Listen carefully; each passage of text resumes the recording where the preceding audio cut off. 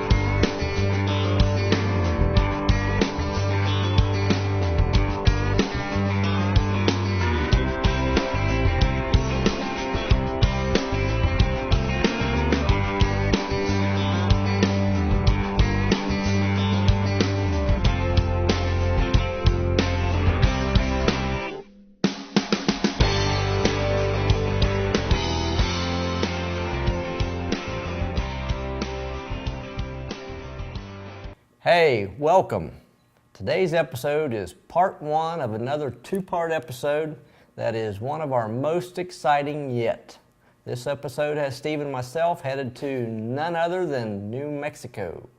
You are so correct. We are headed to the wilderness area of the Gila National Forest in New Mexico for elk on the hunt of a lifetime. Yes, and it was awesome.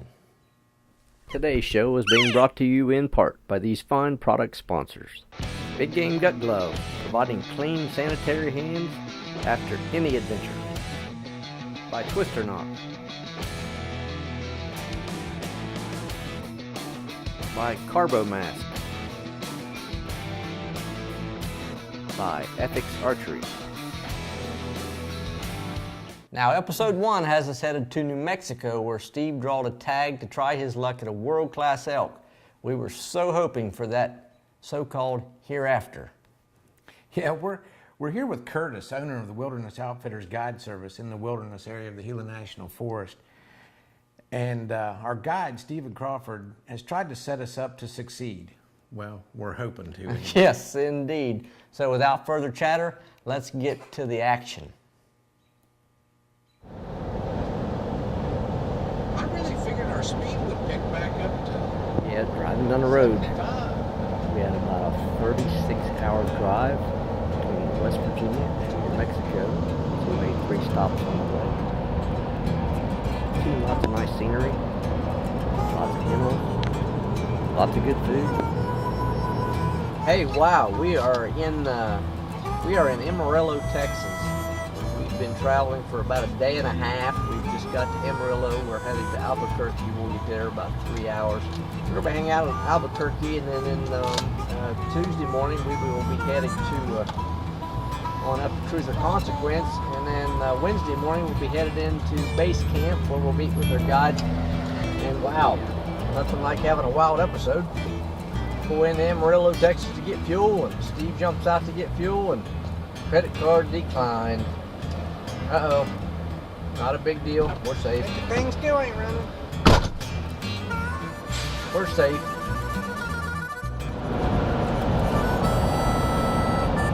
Wow, we know we're almost to Truth or Consequence, where our final destination is, before we head into meeting up with the guide tomorrow.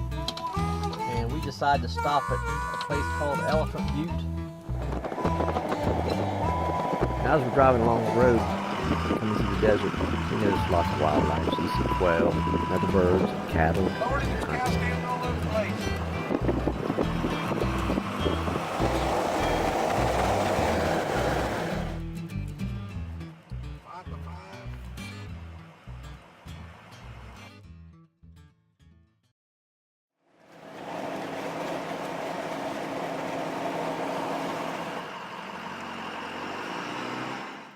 Steve, as much as I dreaded that 30-hour drive, the trip across the country was outstanding. I'll agree. You know, it's just part of the hunt. But we were able to stop at a lot of deep places and see a lot of things, including we stopped at the Bass Pro Shop headquarters. Yep, and great steaks in Texas. Yeah, there was a cool lake in Elephant Butte, New Mexico. was one of the things. And then, of course, just a lot of the really cool people that we met along the way. That was neat.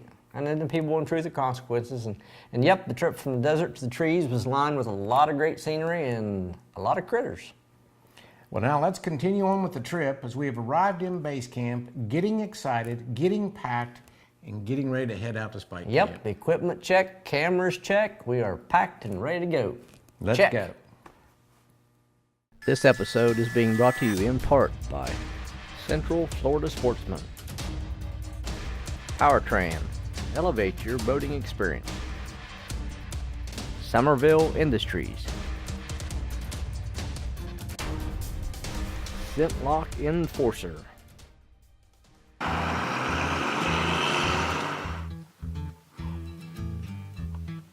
now as we pull into camp, our guides are already on site, and they got the horses all out, fed and watered.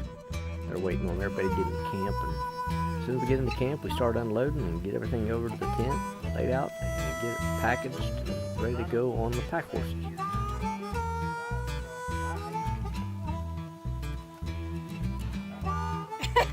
Now, exactly what is that again? The most sexy hiney ever.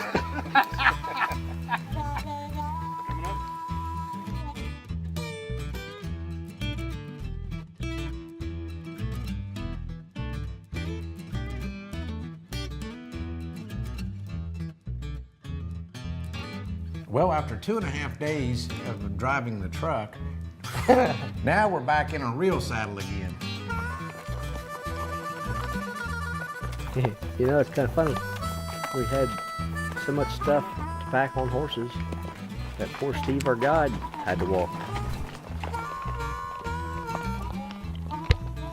Headed down the trail, right into the bush.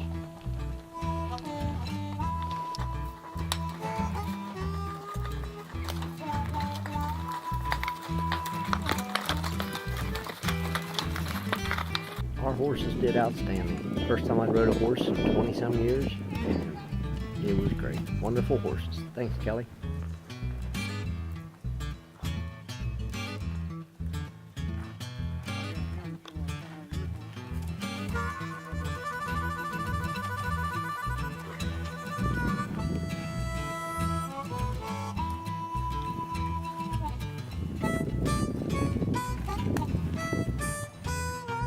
Just about 2 hours in the saddle, no saddle sores.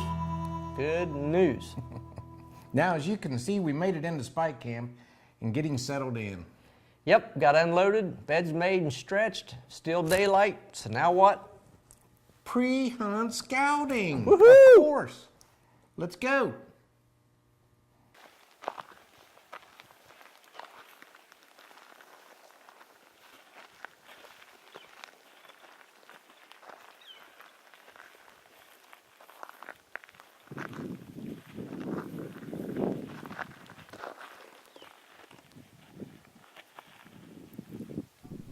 Now, as soon as we walked over the hill, Steve took us down to where we were going to be sitting at for our first evening hunt. Once we went down and made sure the actual blind or area was cleaned out where we could actually build the blind. We were surprised when we got down here that the actual hole actually held water. Wasn't a lot, but it was still there.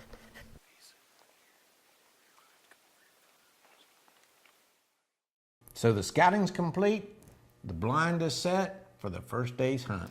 Yep, and you know, it was promising to see such a great water hole. It was. And sign and excitement.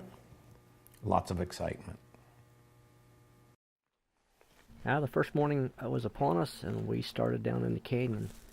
We walked quite a long ways, and Steve would call every once in a while, and we'd listen and watch and glass.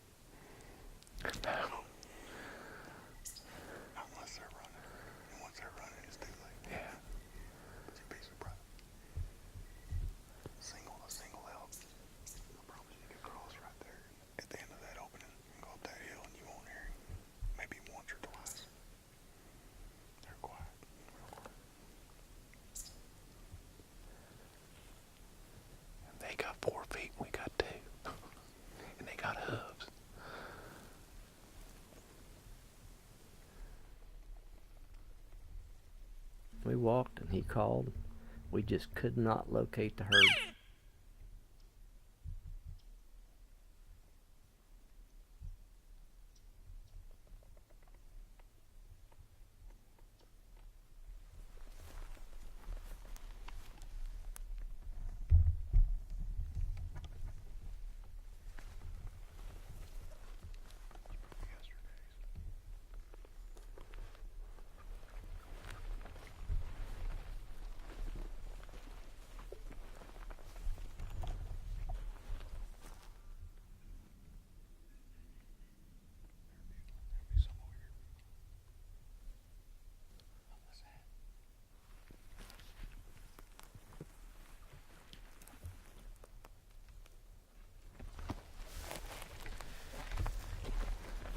As we're walking, like I say, things are steep and temperature's starting to increase. We're getting into 80, 85 degrees on top of the mountain, and it's pretty warm. Or can we? I'd like to get back down in there. Get down in, okay.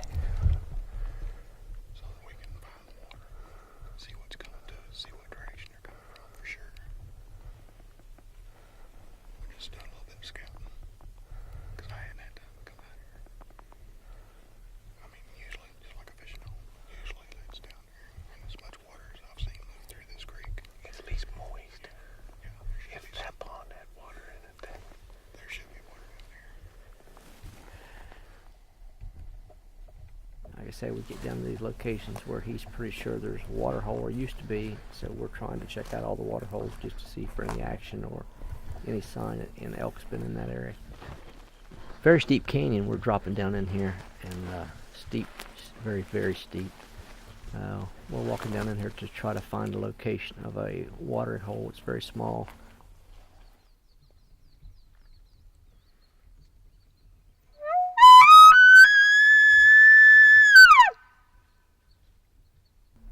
Now as we're sitting here and we're taking a break because it's hot and Steve's calling, just trying to check things out. Next thing you know, he's pointing and telling me to grab the camera because here comes a bear.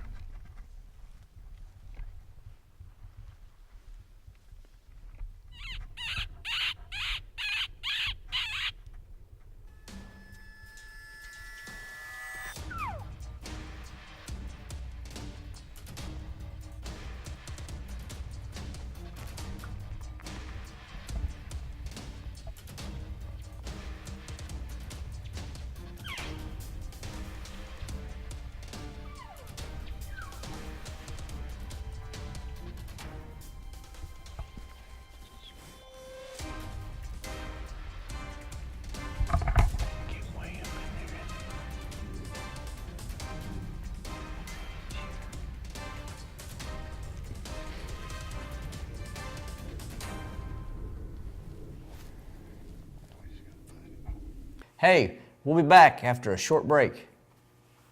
This episode is also being brought to you in part by Garmin Verb Cameras, Campbell Cameras, relive your adventure, Huck Performance Fishing Apparel, also by CFS Bow Fishing. Hey, welcome back. You know, the first morning was awesome. Seeing such beautiful wildlife and such an amazing country. It was just an awe moment. You're right.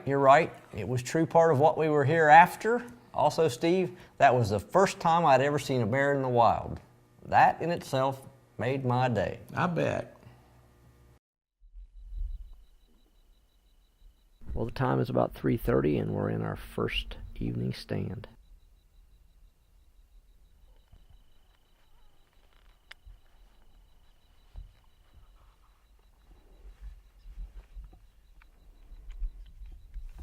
Welcome, everyone.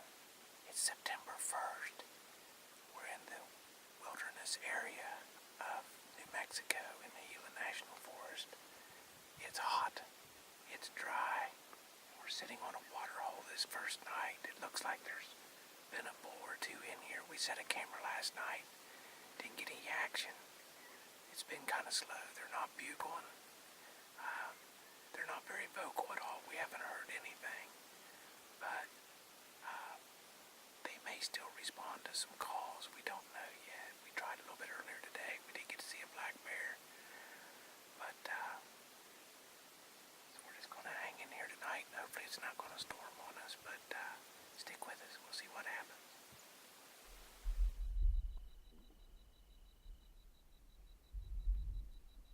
The cook Hey, how's it going? and the guide. Yeah. His nickname is Goat. Whether he likes it or not. Wow, first night in camp, and after getting settled in, we sit down for some chow in the food tent and to plan our next day's strategy with our guide Steve Crawford. It was cool, clear, and wonderful weather.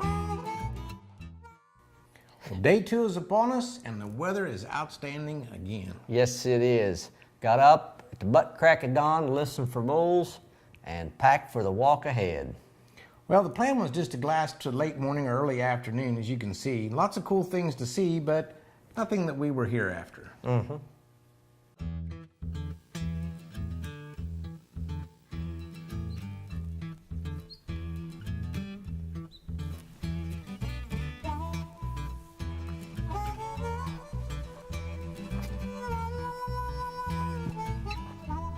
Walk, walk, walk, glass, walk, and more glass. See all kinds of animals, and the huge mule deer was amazing.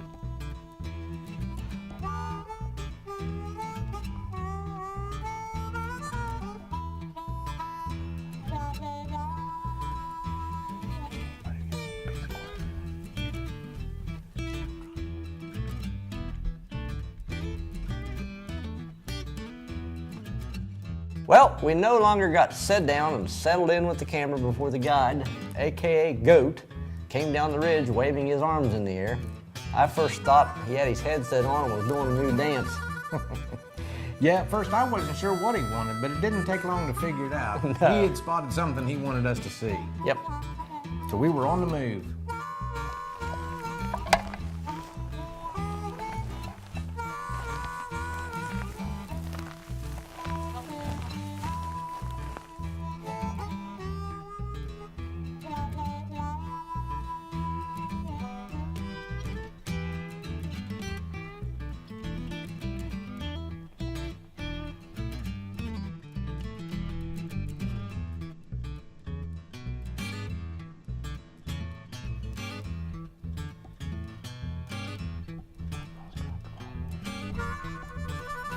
Well, we went to the water hole. Well, we started out in the water hole. Yeah, this evening. And we'd only been sitting in there probably 45 minutes, and Steve comes back to get us and whistles and motions for us to follow him. He's waving with big arms in the air. Yeah, he'd located a really nice bull. He was pinned down with 3 or 4 cows and 2 or 3 calves. And we decided to try to put a stalk on him, but I guess he wasn't really where we thought he was, according to the way the terrain ended up being, but we still tried to cut him off, and whether they smelled us or heard us, something, they shot way out ahead of us, and we never did catch back up to him. We listened to him bugle a few more times, and he was a nice bull. Well, day 2's complete and still no bull, But, yep, seeing those huge mule deer, cow elk, and the bull helped Goat to plan our 3rd day strategy. yeah, and he knows where we're at. He does now. Now, day 3 has us starting a little bit later because we're going to be walking about 5 miles over into a new canyon. And that's actually the canyon that the bull the day before led us over into, which made Steve believe that there was a lot more bulls in that area, and there was a nice water hole to settle. Yeah, we got a bit more sleep in the morning because the plan was to glass the morning, then come back to camp and get equipment for the afternoon. Yeah, but the plans changed about 2 miles from camp. Goat decided to go ahead and hike to the new canyon and go ahead and set up for the afternoon hunt. Yes, and Goat, being the great guide he was, he walked all the way back to camp to get food and all the water he could carry for us, so we were not all tired out for the longer walk ahead and walk back. That's why Goat gets an A+. Now, one thing that would kill a person in that location is the need for water. We needed water, and the elk needed water. You find the water, you're going to find the elk. Yep.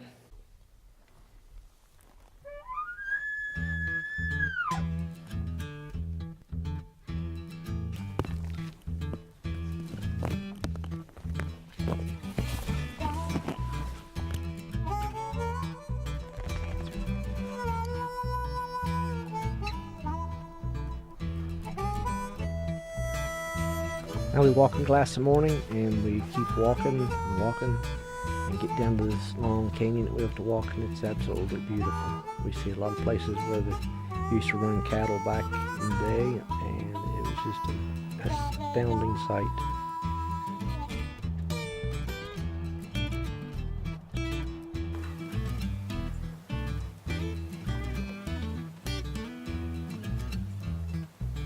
September the 3rd. It's the 3rd evening of the elk archery season. We're still in the wilderness country of the Gila National Forest in New Mexico. It's hot. It's dry. We're sitting on a new water hole. We've had several vehicles around us. We feel pretty certain that there's going to be some wolves in here tonight. Right now, it's about the only way to hunt them because they're not being real boisterous. And it's dry, so more than likely we're going to find a little water. So we're really excited about this new place. We hiked about 6 miles. I don't know, it seemed like 25, but I think it was about 5 miles or so from our spike camp to get here. We're going to sit here till dark, and then it'll be that kind of a hike back to spike camp tonight. I think it's going to be worth it here very shortly. See what happens.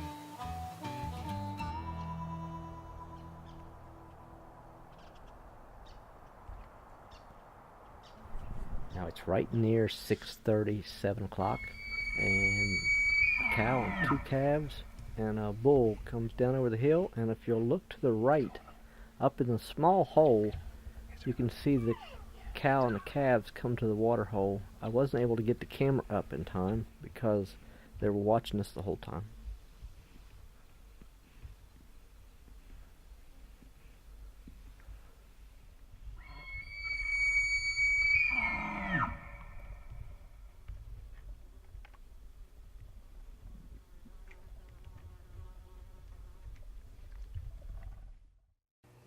Camera problems. Well, not exactly. More of blind issues.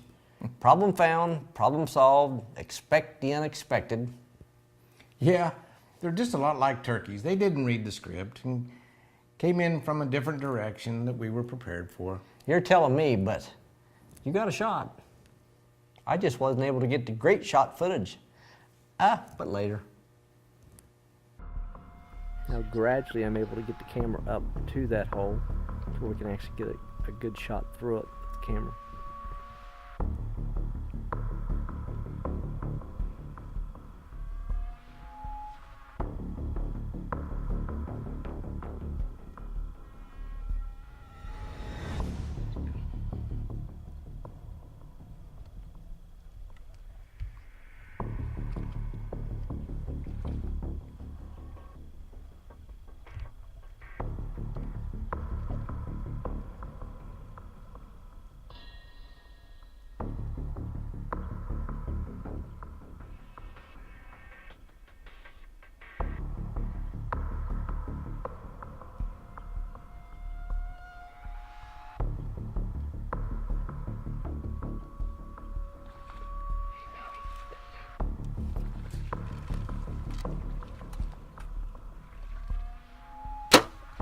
Shot under him. That's clearly a 40-yard shot because I shot under him.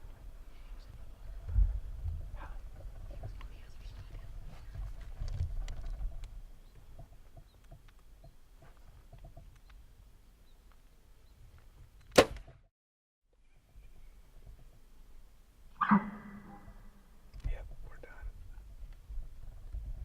Well, as Steve says, we're done. They let out an alarm call and walk off up into the sunset.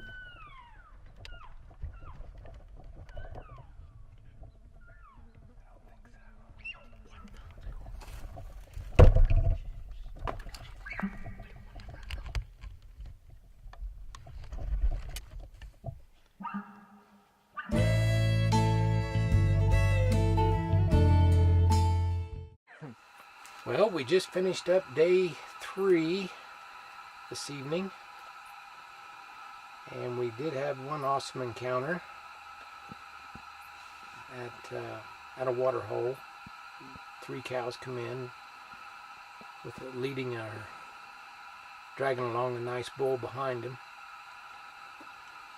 So we got some nice footage of him jumping around, playing in the water. And then the shot that I've practiced for 2.5 months this summer, I didn't make it. Sitting down at 40 yards, and for some reason I chose the 30-yard pin. So it might have hit his hoof, but did actually get a second opportunity at the same bull. He come around and I didn't connect on that one either. But it was awesome just being able to get that close. That's the closest I've ever been to a bull, and to have that opportunity. And just want to thank Steve for taking us in there tonight. And this particular canyon or valley or whatever you want to call it is completely full of bulls. There was just bulls everywhere sounding off. And so hopefully tomorrow the plan is we're going to head back in there tomorrow afternoon and do it all over again. Hopefully with better luck.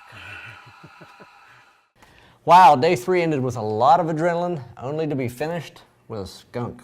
Yes, you got me on that one. That big bull got the best of me. I missed him not once, but twice. No worries, happens to the best of all of us, and you know what? It may have been the best because it may have just been meant to be. Yes, you're correct. And as you'll see in the next episode... Yes, we hope you'll stay tuned for episode 2, in which we call Retribution, the Decision Story. Till next time. Hey, on behalf of the Decisions Outdoors crew, I want to say thank you for watching. We strive to first and foremost always have fun and enjoy the outdoors. You can follow us on Facebook, Twitter, and our website. We have many more episodes to show you and have many more adventures to come. So we hope you will travel with us for what we call here, the hereafter. Because every adventure has something we're hereafter. So until next time, in the woods, on the water, and everything in between, what you want to be. We want to once again thank our fine sponsors. They strive to provide some of the best service and equipment for the outdoor hunting and fishing enthusiasts.